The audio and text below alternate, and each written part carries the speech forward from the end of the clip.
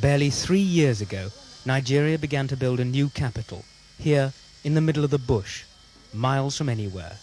So far, nearly £2 billion worth of contracts have been awarded to build the new city in this virgin land. A sparse, barely inhabited area in the geographical middle of the country, it had scarcely seen a bicycle, let alone a bulldozer, until the construction companies moved in. But progress has been tough, and it's hard to imagine, looking from the roof of this uncompleted Sheraton hotel to the skeleton of another five-star hotel in the distance, that in between there should already be signs of hundreds of offices and thousands of houses.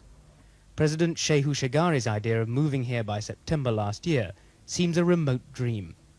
But there's no questioning the government's resolve to shift the entire administrative machinery here, lock, stock and foreign embassies, for whatever the cost and the chaos.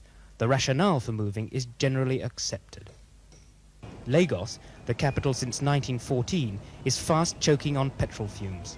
Despite the billions spent on flyovers and new roads, it cannot cope with the immense urban migration. Thousands of kilometers of roads were needed to join Abuja with the rest of the federation. Thousands of houses and flats are necessary for the civil servants from the 15 ministries which will all move their headquarters to Abuja. But Nigeria wanted more than a functional capital. It wanted a spectacular capital. This will be the presidential palace. Complete with underground bunker, it will cost anything up to £150 million by the time it's completed. Getting paid has become a real problem.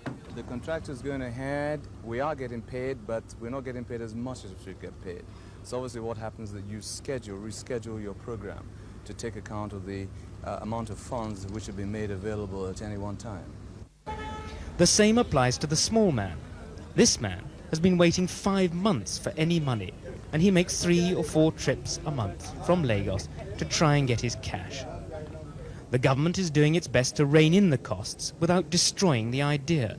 For instance, this ambitious model for the National Assembly, designed by Japanese architects, was costed at nearly £500 million. It's now undergoing a radical rethink. But it's as the work slows down that the full extent of early mismanagement is becoming clear. Shoddy workmanship, overpriced contracts, and lack of coordination have all hit Abuja. It's hard to believe, looking at the state of Abuja today, that the bush behind me will one day become a bustling new capital city with a population of more than 1 million people.